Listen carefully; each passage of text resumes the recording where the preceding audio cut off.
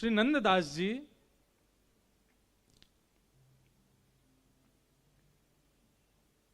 तीर्थ यात्रा करते करते वृंदावन आए और वृंदावन में आकर के इतना मन लगा उनका कि ब्रज में ही बस गए, तो कहीं गए नहीं।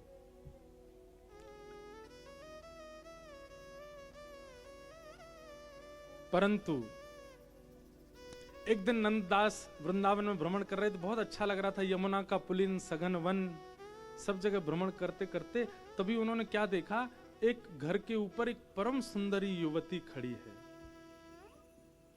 उसका मुख देख करके नंददास जी स्तब्ध हो गए, पलक झपकना भूल गए थे।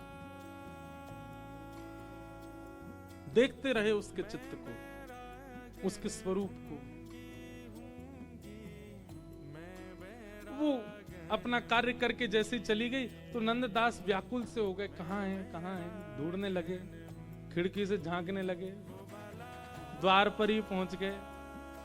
किसी ने आके दरवाजा खोला, बोले बताइए क्या काम।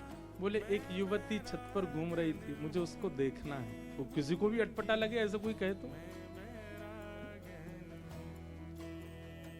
उस युवती को भी बहुत अटपटा लगा। वो गोसाई जी की कृपा पात्र थी, श्री विठलनाथ जी की, ठाकुर जी की सेवा भी करती थी। पर देखो ठाकुर जी कैसे आपको खींच के लाते हैं, कहां से किस स्थिति में ले आते हैं। इसमें भी गुरु कृपा, भगवत कृपा दोनों विद्यमान है।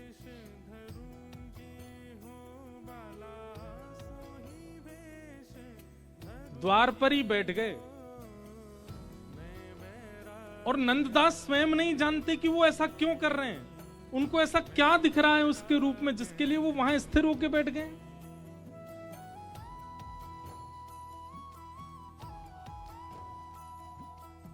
अब तो जैसे ही वो झांकने के लिए आवे उतनी ही झांकी कर ले नंददास जी उसकी, उसको देखने में इतने तत्पर हो जाए। उनके पति, विवाहिता थी, उसके पति लौट करके 2 दिन बाद आए तो उसने पति को बताया। बोले द्वार पे बैठे हैं और ये पता है क्या कहते हैं। बोले उनको देखना है मुझको, मुझे तो बड़ा अटपटा लगता है इनके सन्मुख जाना। पति ने जाकर के नंददास जी से कहा, बोले ये आप जो व्यवहार कर रहे हैं उचित नहीं है। ये कैसे आप यहाँ बैठ करके और उनको देखना चाहते हो, ये कोई अच्छी बात है ना। तो आपके लिए अच्छी ना हमारे लिए अच्छी, आप जाइए यहाँ से, ये कोई उत्तम व्यवहार नहीं है आपका। नंददास जी बोले मैं स्वयं जानता हूं, पर पता नहीं क्यों मैं स्वयं को उठा ही नहीं पा रहा, मैं जा ही नहीं पा रहा यहां से। मुझे कुछ तो अनुभव होता है तुम्हारी गृहिणी देखने में। बड़ा विचित्र माहौल हो गया, क्या करें। तभी वो परिवार के लोग बोले रात में इनकी झपकी लगेगी, हम लोग सब यहां से घर छोड़ के चले। इतना तक स्थिति आ गई, घर छोड़ के जाने को तैयार हो गए, अपना सब सामान बांधा और रात्रि में नंददास जी बस नेत्र बंद करके बैठे ही थे, तभी सब घर छोड़ छाड़ करके चले गए वहां से और श्री गोकुल पहुंच गए गोसाई जी के पास। गोसाई जी से जाके कहा यहीं बसा लो, यहीं हमको कोई व्यवस्था करवा दो, यहीं कोई घर की ऐसी व्यवस्था हो जाए, यहीं हम रह जाएं, हमको जाना ना पड़े। गोसाई जी ने पूछा अच्छी बात है गोकुल बसने का मन आया तुम्हारा, पर कारण क्या है, कारण बताया। बोले ऐसे ऐसे एक विप्र हैं, तीर्थ यात्रा करते करते ब्रज रुक गए। ब्रज तो रुके, ये तो अच्छा हुआ उनके साथ, पर ये तो गलत है ना, मेरी गृहिणी को देखना चाहते हैं बस।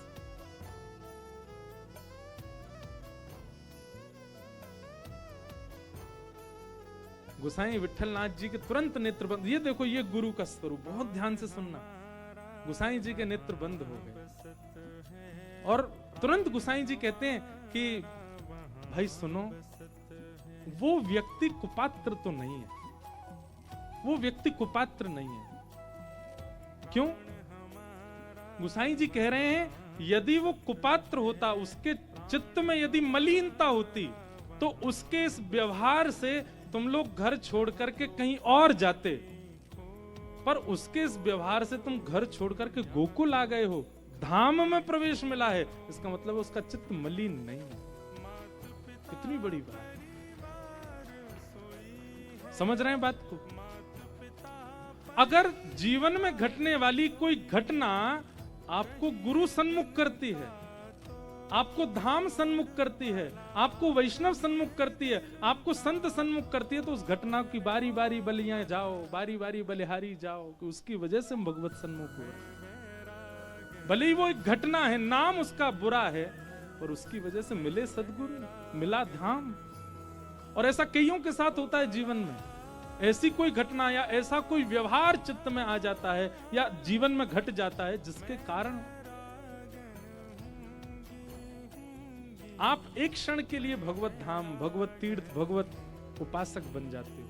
वो घटना श्रेष्ठ है। और यहां गुसाई जी का स्वरूप भी देखो, ये गुरु का व्यवहार कितनी सूक्ष्म विचार किया गुसाई जी ने, कि भाई उसका चित्त मलिन होता तो तुम घर छोड़ के कहीं और शहर में चले जाते, पर तुम घर छोड़ के तीर्थ आए हो, धाम में आए हो, गुरु शरण में आए हो। इसका मतलब घटना को अंजाम देने वाला व्यक्ति मलिन नहीं है।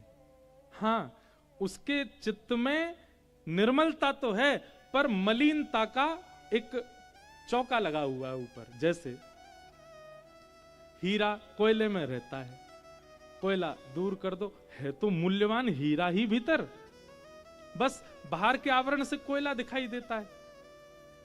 ठीक वैसे ही बहुत सुंदर मणि है, पर उसके ऊपर गोबर का चौका लगा दो, अब गोबर के चौके से वो दिखेगी मलिन, पर साफ कर दो तो है तो मणि, है तो मूल्यवान। ठीक वैसे ही गुसाई जी बोले, उसका चित्त पर आवरण लगा है, वो आवरण दूर करना गुरु का काम है। आवरण यदि दूर हो जाए तो वो व्यक्ति मलिन नहीं है, क्योंकि उसके इस घटना से आप लोग भगवत धाम आए, तीर्थ में। बुलाओ, और श्री नंददास जी को बुलाया। नंददास जी को बुला करके जैसे ही गुसाई जी ने अपनी दृष्टि से नंददास को देखा है, केवल दृष्टि में, मैं कहता हूं गुरु कौन? आप प्रश्न सोच करके आए और गुरु से पूछ लिया, तो या तो आपके शिष्यत्व में कमी है या गुरु के गुरुत्व में कोई कमी है। अच्छा, एक बात और कहूं, गुरु के गुरुत्व में कभी कमी नहीं होती, शिष्य के शिष्यत्व में ही कमी है। आप प्रश्न सोच करके आए, पर गुरु सन्मुख आते ही आज्ञा नहीं हुई है, वचन नहीं हुए हैं, केवल देखते ही उत्तर प्राप्त हो जाए, समझ जाना यही सदगुरु हैं, यही हमारे गुरु हैं। चरण वंदन करो। नंददास आए तो बड़े उलझन में थे, पर जैसे ही नंददास गुसाई जी के सामने पधारे, गुसाई जी ने केवल अपनी दृष्टि से नंददास को देखा। नंददास को देखते ही नंददास ने एक बार पलक झपकी, और जैसे नेत्र खोल करके देखा, संसार के सारे सुंदरता नीरस लगने लगी, और सन्मुख विराजमान श्री जी बाबा अति सुंदर दिखने लगे। उनमें ही दृष्टि अटक गई नंददास।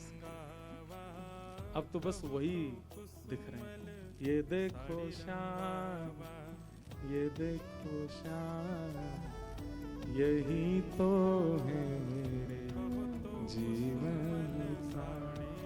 नैना भी राम, बंक मुस्कान, नैना भी राम, बंक मुस्कान, बाँह मरोड़ लजावत काम, बाँह मरोड़ लजावत काम। ये देखो श्याम, ये देखो श्याम, यही तो है मेरे जीवन प्राण। ये देखो श्याम, ये देखो श्याम। बस उसी समय एक और सखा प्राप्त हुए, श्री नंददास। नंददास जी ने खूब सुंदर सुंदर पद रचना की। तो एक तरफा हो जाओ, वहां भी यदि परिपूर्ण हो ना, तो कभी गुरु दृष्टि पड़ेगी, तो गुरु दृष्टि पड़ते ही वहां उस अवगुण, देखो हमारे अंदर अवगुण कुछ नहीं है, बस वह अवगुण बंधा कहां है, वह गुण जो है वो बंधा कहां है, उस स्थान से अवगुण और सद्गुण होता है। आसक्ति है चित्त में, वही आसक्ति यदि किसी संसार में है तो वो अवगुण है, वही आसक्ति ठाकुर जी में तो वो सद्गुण है। क्रोध है चित्त में, वही क्रोध संसार के लिए तो अवगुण, वही क्रोध लाल जी की सेवा में कभी कभी आ जाए तो सद्गुण बन जाए।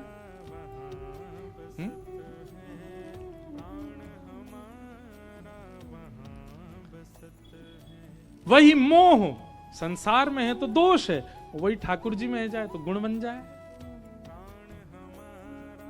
दोष और गुण का आकलन केवल हमारी स्थिति जो है वो कहां है उससे होता है। और दोनों तरफ कर रखी है, यहां पे भी वहां पे भी, कैसे काम चलेगा? एक तरफा हो जाए। और एक बात और कहें, एक तरफा होने की संभावना नहीं है, एक तरफा होने का मन नहीं बन पा रहा तो विचार करो, क्या वो इतना जरूरी है कि उसके बिना आप रह ही नहीं सकते?